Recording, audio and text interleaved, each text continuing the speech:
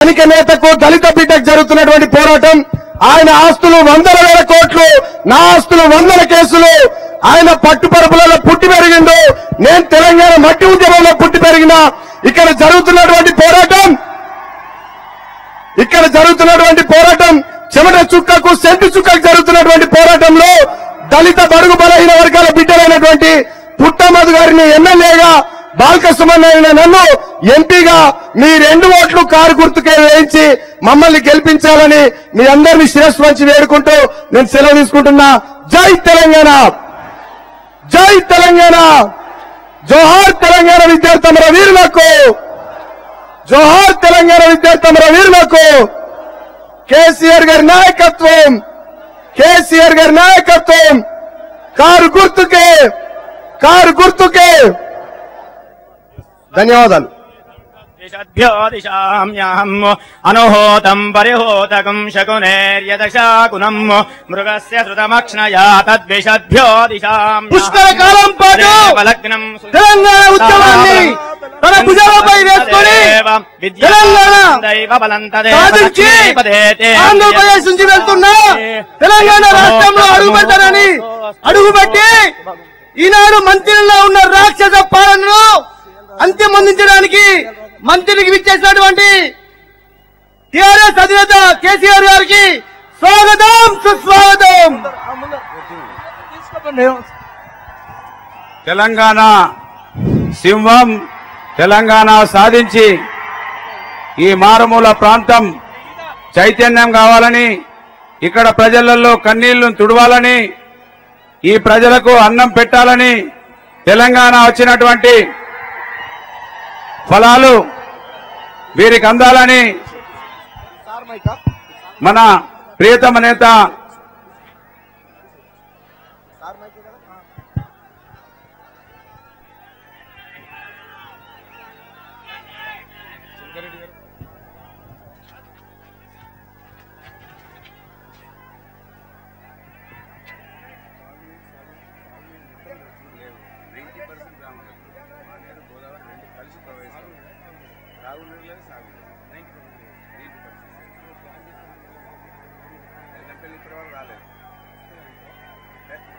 మండలానికి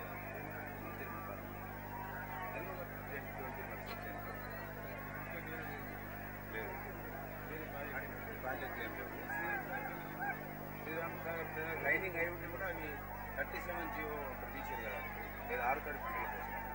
6 తడి పంటలు అంటే ఇక్కడ ఈ ప్యాడీ పంట సార్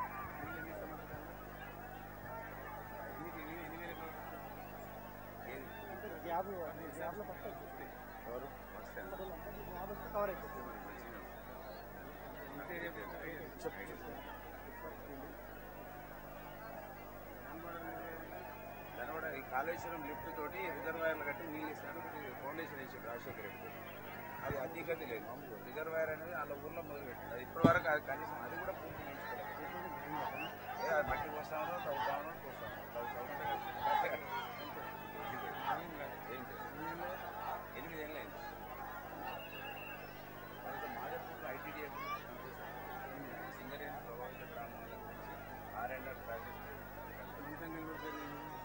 రింగ్ రోడ్ అని మొదలుపెట్టింది. మహమూద్గారం నుంచి ఛత్తీస్గఢ్ వాడడం రోడ్డు కొంచెం వేసి కానీ వేయలేదు. పెద్దంపేట బ్రిడ్జ్ అనేది కట్టకపోవడం వలన, బ్రిడ్జ్లు కట్టకపోవడం వలన కంప్లీట్ కాలేదు. మన పాదాలప్పటి నుంచి రీసెంట్గా 2 years కింద పోయి ఈ రోడ్ అయితేనే ఓట్లాడు కదా, దానిలో 50%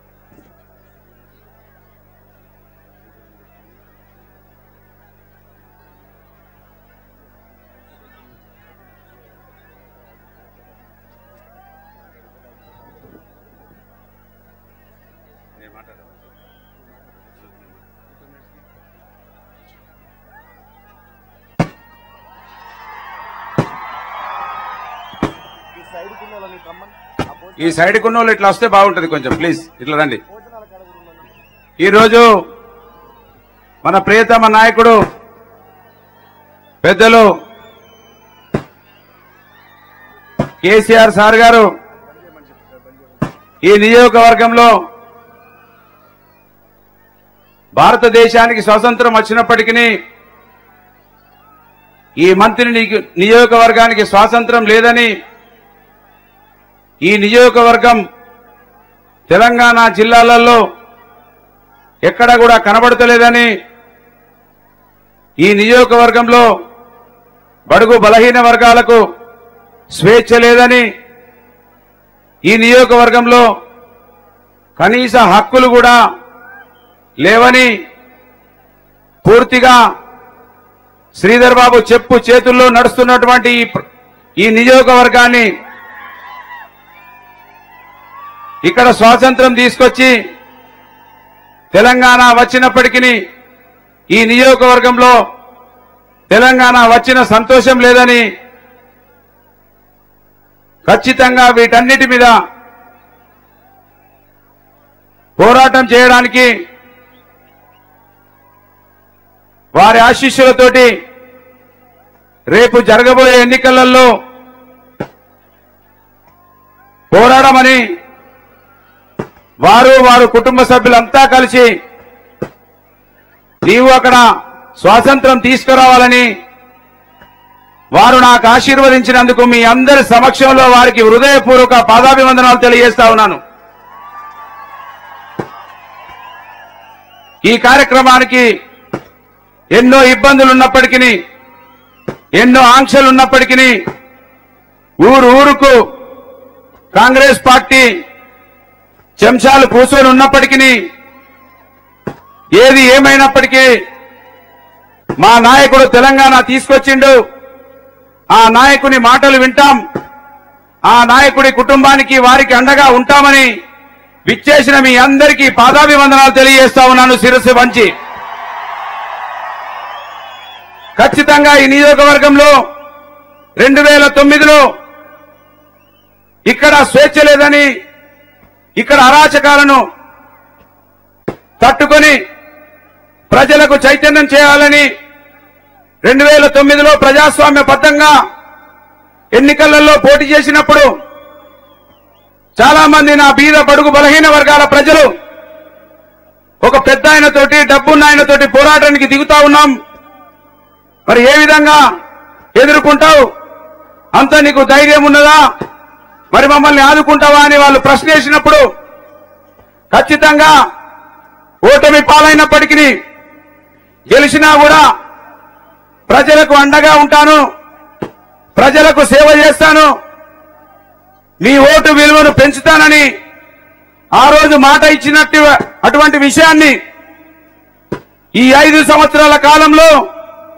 ఎన్నో అవమానాలు, ఎన్నో ఇబ్బందులు, ఎన్నో కష్టాలు, శ్రీధర్ బాబు అనే ఒక క్రూరుడు రాక్షసుడు నన్ను నా భార్య పిల్లలను ఎన్నో ఇబ్బందులు పెట్టి నాకున్నటువంటి చిన్న చితక వ్యాపారాలను మూసివేయించి వీళ్ళని ఇక్కడ కనబడనివ్వకుండా వెళ్ళగొట్టాలని ఎన్నో కుట్రలు చేసినప్పటికీ, కుట్రలంటే మామూలు కుట్రలు కాదు. ఈ నియోజకవర్గంలో 65 సంవత్సరాలలో ఎవరు కూడా పోటీ చేసినప్పటికీ రెండోసారి పోటీ చేసే అవకాశం రాకుండా ప్రజలు కోరుకున్నటువంటి నాయకునికి రాజకీయ పార్టీలు టికెట్లు ఇవ్వకుండా, టికెట్లు ఇస్తే ఎదుటి పార్టీ వాళ్ళను కొనుగోలు చేసుకుని బీద ప్రజలను మభ్యపెట్టి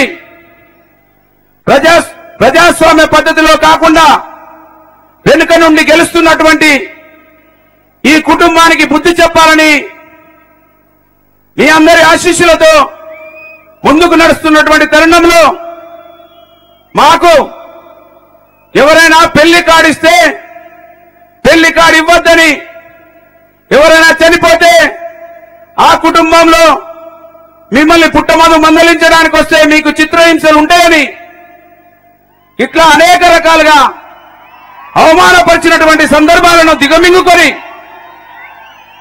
కొంతమంది అయితే మిమ్మల్ని మందలించడానికి వస్తా ఉన్నామని చెప్తే నువ్వు వస్తే మమ్మల్ని శ్రీధర్ బాబు ఇబ్బందులు పెడతాడట, నువ్వు రావద్దని కూడా అవమానించినటువంటి సందర్భాలను మేము చవిచి ఉండడం జరిగింది. అయినప్పటికీ ఈ నియోజకవర్గంలో అనేక పోరాటాలు చేసినాం. 2009లో కేసీఆర్ గారు దీక్ష పట్టినప్పుడు ఈ మంత్రి నియోజకవర్గంలో ఎవరు కూడా తెలంగాణ అని నినదించలేదు. ఆ రోజు నా మిత్రుడు, నా తమ్ముడు గుండా నాగరాజును ముందర పెట్టి ఆయన టీఆర్ఎస్ పార్టీలో ఉంటే మేము ఆ రోజు సీమాంధ్ర పార్టీలో ఉన్నప్పుడు తమ్ముడు నువ్వు తెలంగాణ ఉద్యమాన్ని నడిపించాలని అంబేద్కర్ చౌరస్తా సాక్షిగా శ్రీధర్ బాబు విగ్రహానికి శిక్ష విధించి ఆ దిష్టి బొమ్మను దగ్ధం చేసి తెలంగాణ ఉద్యమాన్ని ఈ నియోజకవర్గంలో లేపి తెలంగాణ ఉన్నదని, తెలంగాణ ఈ మంత్రి ప్రాంత ప్రజలు కోరుకుంటూ ఉన్నారని ఆ రోజు చూపించడం జరిగింది. అంతేకాకుండా అనేక రకాల ప్రజా సంక్షేమ కార్యక్రమాలను ఈ దుర్మార్గుడు విస్మరిస్తా ఉన్నాడని రైతుల కోసం, కార్మికుల కోసం, కర్షకుల కోసం పాదయాత్రలు కావచ్చు అనేక కార్యక్రమాలు తీసుకొని ముందుకొచ్చినాం. అంతేకాకుండా ఈయన కుటుంబం ఒక దొంగ ట్రస్టులు పెట్టుకొని ప్రజలను మోసం చేస్తా ఉన్నారని నా తల్లి పేరు మీద ఒక ట్రస్ట్ ఓపెన్ చేసుకొని ఈ నియోజకవర్గంలో ఒక కుటుంబ సభ్యునిగా ఉన్నాడని చూపించడానికి అంబలి తాగిపించడం, మంచినీళ్ళు తాగిపించడం, పెళ్లిళ్లలో ఉన్నాం, చావులలో ఉన్నాం, కష్టాలలో ఉన్నాం. ఇన్ని కార్యక్రమాలు చేసి ఇవాళ మళ్ళొక్కసారి కేసీఆర్ గారు ఇవన్నీ చేస్తా ఉన్నావు. ఒక పురిటి గుడిసెలో పుట్టినటువంటి నీవు నిజంగా ఇప్పటికి కూడా నా ఇల్లు మీకు కనబడుతుంది. మట్టితో తయారు కాబడ్డటువంటి కుమ్మరి గూనతో తయారు కాబట్టినటువంటి ఇంట్లో పుట్టినటువంటి నేను ఇవాళ అన్ని కష్టాలతోటి నేను నా కుటుంబం ఇల్లు అమ్ముకొని, పొలాలు అమ్ముకొని, జాగాలు అమ్ముకొని అయినా కూడా ఈ బీదల కళ్ళల్లో సంతోషం చూడాలని 5 సంవత్సరాల నుంచి కఠినమైనటువంటి అవమానాలు భరిస్తూ ఈ శ్రీధర్ బాబు నా మీద 9 కేసులు పెట్టించి ఇవాళ కేసీఆర్ గారు నాకు టికెట్ ఇస్తే ఆయనే నా మీద రౌడీ షీట్ ఓపెన్ చేయించి ఏదో నేను బీద ప్రజలను మోసం చేసినానో లేకపోతే మత కళాలు సృష్టించినానో చీటింగ్ కేసులు ఉన్నాయనో నా మీద కేసులు లేవు. నా మీద రైతుల కోసం కొట్లాడితే కేసులున్నాయి, నా మీద తెలంగాణ కోసం కొట్లాడితే కేసులున్నాయి. ఇవాళ శ్రీధర్ బాబు ఇన్ని కేసులున్న ఆయనకు ఎట్లా టికెట్ ఇచ్చినారని ఉపన్యాసంలో మాట్లాడుతా ఉన్నాడు. ప్రజల కోసం కొట్లాడిన వాడు రౌడీ అయితే నేను రౌడీనే శ్రీధర్ బాబును తెలియజేస్తా ఉన్నాను. ప్రజల ఆకలి కోసం కొట్లాడిన వాడు రౌడీ అయితే నేను రౌడీనే తెలియజేస్తా ఉన్నాను. నువ్వు పోలీసులను అడ్డం పెట్టుకొని మారుమూల ప్రాంతాల ప్రజలను చిత్రహింసలకు నువ్వు, నీ చెంచారాలు, నీ తమ్ముడు అనేక విధాలుగా ఇబ్బందులు పెడుతుంటే వాటికి అడ్డం తొలగితే నా మీద కేసులు పెట్టించినటువంటి నువ్వు ఇవాళ రౌడీ అంటే నేను రౌడీనే తెలియజేస్తా ఉన్నాను నీకు, నీ కుటుంబానికి. కనుక ఇవాళ నాకు ఒక అండ దొరికింది, ఒక కుటుంబం దొరికింది. నీకు చెప్తా ఉన్నాను, ఖబర్దార్.